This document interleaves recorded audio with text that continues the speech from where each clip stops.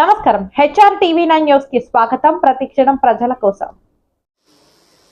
ఈరోజు తమిళనాడు పరిసర ప్రాంతంలో నైరుతి బంగాళాఖాతంలో ఉపరితల ఆవర్తనం ఉంది. ఈ ఆవర్తన ప్రభావంతో రానున్న 24 గంటల్లో అల్పపీడనము ఏర్పడనుంది. ఈ అల్పపీడనము బలపడి మరి 24 గంటల్లో వాయుగుండంగా మారే అవకాశం ఉంది. ప్రస్తుతం అల్పపీడనంగా మారిన తర్వాత ఈశాన్య దిశగా కదులుతూ మధ్య బంగాళాఖాతంలోనికి వాయుగుండంగా మారే అవకాశం ఉంది. వాయుగుండంగా మారిన తర్వాత కూడా దాని యొక్క గమనం అనేది ఈశాన్య దిశగా కదిలే అవకాశం ఉంది.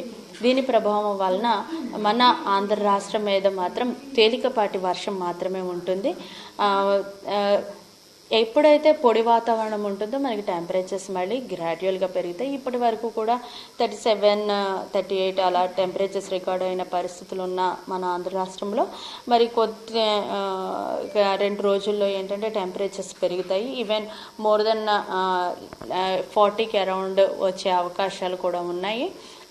మార్నింగ్ అంతా టెంపరేచర్స్ ఉండి ఆఫ్టర్నూన్ 1 లేదా 2 చోట్ల క్లౌడ్ డెవలప్ అయ్యి తేలికపాటి వర్షాలు కూడా ఉండే అవకాశం ఉంది. 1 లేదా 2 చోట్ల మాత్రమే ఉంటాయి.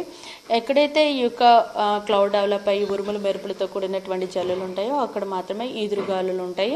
ఈదురుగాలుల యొక్క వేగము గంటకు 30 నుండి 40 వరకు ఉండే అవకాశం ఉంది.